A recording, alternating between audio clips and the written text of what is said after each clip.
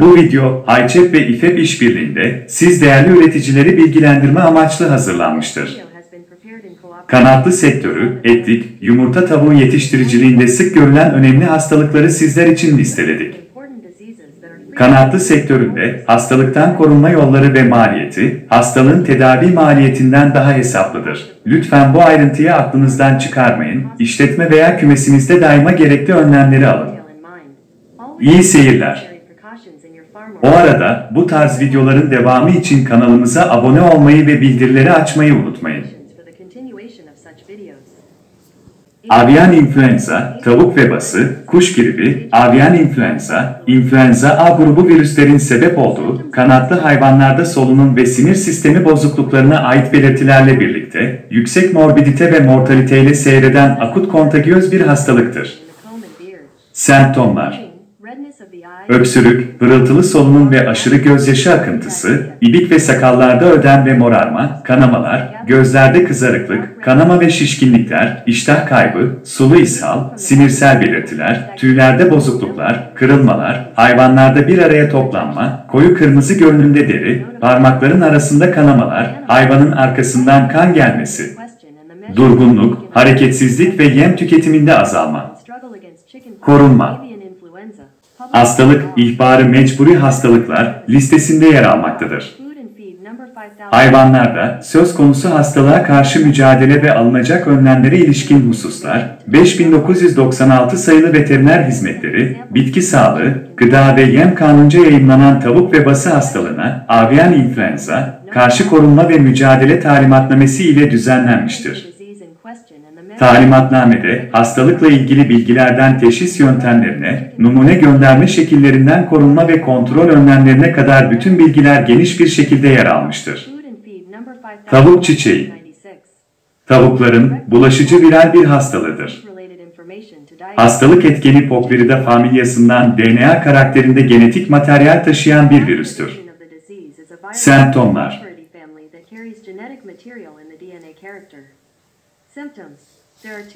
hastalığın başlıca iki formu bulunmaktadır. Kalabalık, pis, rutubetli ve stres faktörlerinin fazla bulunduğu ortamlarda ve özellikle kış aylarında çiçeğin hem deri ve hem de difteri formuna sıkça rastlanır. Böyle koşullar altında ölümler de 40-50'ye ulaşabilir.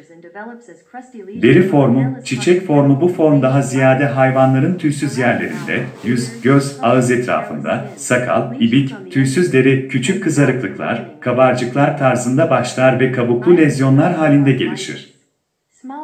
Gaga kenarındaki lezyonlar ağzın açılmasına mani olduğundan beslenme güçlüğü yaratır. Göz kenarındakiler de körlüklere neden olabilir.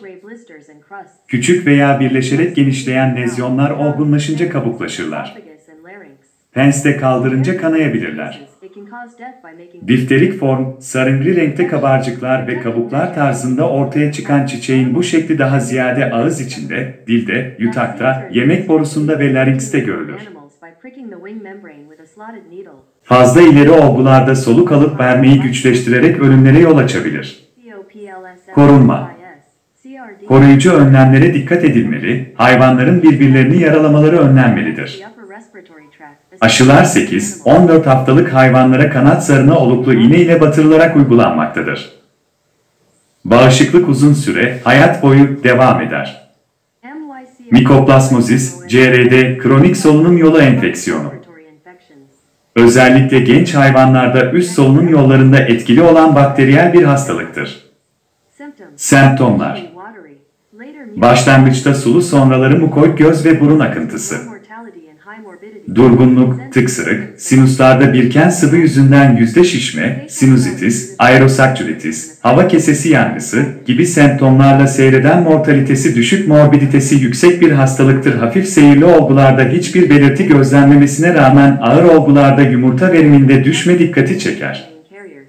Hastalığı atlatan hayvanlar portör kalırlar. Ölüm oranı düşük olmasına rağmen kondisyonda ve verimdeki düşmeler nedeniyle sürüde yüksek ayıklama gerekir. Korunma: koruma için canlı optemi ve ölü aşılar geliştirilmesine rağmen etkinlikleri tartışılmaktadır. Genel ve özel önlemlerin alınması ve bunların hassasiyetle uygulanması korunmadaki en etkili metottur. Gumboro. İnfeksiyöz bursal hastalık, gumboro hastalığı, tavukların, özellikle civciv ve piliçlerin, bulaşıcı viral bir enfeksiyonudur. Semptomlar: B. Fabricius'un atrofisine neden olan hastalık, hayvanların bağışıklık sistemini bu şekilde baskılar, immünsüpresyon. Başlıca klinik belirtiler arasında durgunluk, iştahsızlık, tüylerin kabarması ve karışık bir hal alması, hareket isteksizliği, susama, depresyon, dehidrasyon, zayıflama, beyaz gri bir ishal sonu arka kısımların kirlenmesi, arka kısmını gagalama, görülebilen önemli semptomlardandır.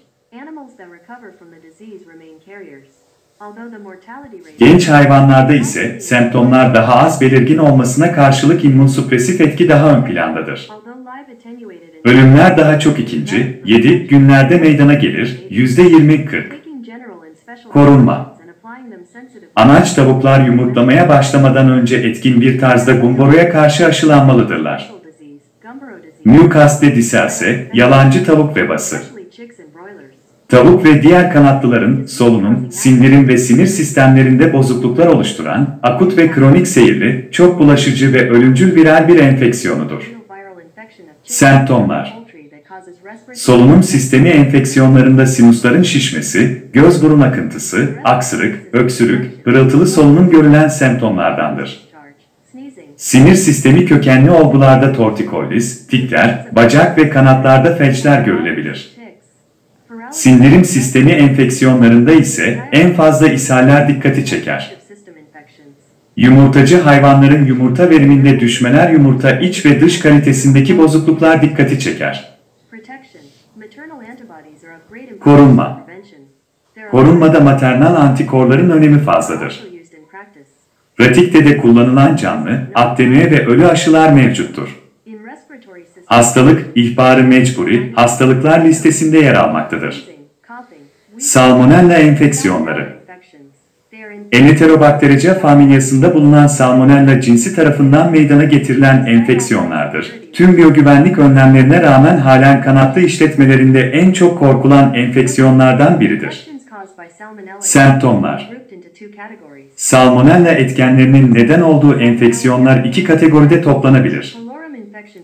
1. Salmonellosis, Salmonella gallinarum S. pullorum enfeksiyonları 2. Paratifo enfeksiyonları, S. Enteritidis, S. Tipimilum enfeksiyonları pullorum enfeksiyonu, enfekte yumurtalarda 18-19. günlerde kabuk altı ölümleri gözlenir.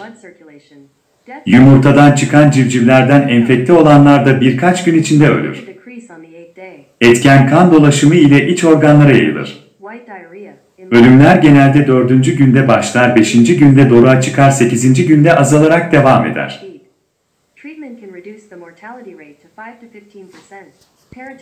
Durgunluk, yem tüketiminde azalma, beyaz ishal, akciğer enfeksiyonlarında, solunum güçlüğü, bazen eklem ve ayaklarda şişmeler görülen semptomlar arasındadır. Saltım ölüm oranını %5-15'lere düşürebilir. Paratifo enfeksiyonu, hastalıkta fazla semptom görülmez. Ölümler genellikle 4-7 günler arasına sıkışmıştır. Tüylerde bozukluk ve yem tüketiminde azalma genel semptomlardır. Korunma. Aktif bağışıklığın tetiklenmesi bakımından canlı 9R aşısı veya inaktif aşılardan yararlanılabilir. Marek hastalığı. Tavukların çeşitli organ ve dokularında mononükleer lenfositlerin birikmesi sonucu gelişen tümoral, bulaşıcı, letal, lenfoproliferatif viral bir hastalığıdır. Enfeksiyon, klasik marek hastalığı, hafif marek hastalığı ve akut marek hastalığı olmak üzere iki klinik form göstermektedir. Klasik marek hastalığı, bu form genellikle 10-15 haftalık hayvanlar arasında görülür. Hastalık daha hafif ve uzun seyreder ve ölümler nispeten azdır, 5-10. Hastalarda durgunluk, iştahsızlık, ibik ve sakallarda solgunluk, zayıflama gibi genel semptomların yanında, kanat ve bacaklarda tek veya çift taraflı felçler görülür. Felçler sonu, bacakların biri ileride biri geride, tipik balerin oturuşu ve kanatlarında biri veya ikisi birden sarkabilir. Boyun sinirlerinde oluşan felçler de boyun bükülmelerine yol açar. Akut marek hastalığı, bu form daha çabuk seyreder ve daha fazla oranda ölümlere yol açar. Klinik belirtileri klasik forma benzer. Otopside iç organlarda enfeksiyonun şiddetine ve seyrine göre çeşitli büyüklükte lenfoid tümörlere rastlanır. Korunma. Marek Frosen monovalent, EFSI, 126, hücreye bağımlı canlı aşı, 1-2 günlük civcivlere 0.2 madaleye veya deri altı uygulanır. Bu video siz değerli üreticileri bilgilendirme amaçlı hazırlanmıştır. Tedavi ve aşılama programı için lütfen veteriner hekiminiz ile iletişime geçiniz. Tarım ve hayvancılık alanında dünyada yaşanan tüm gelişmelerden haberdar olabilmek için kanalımıza abone olabilirsiniz. Teşekkür ederiz.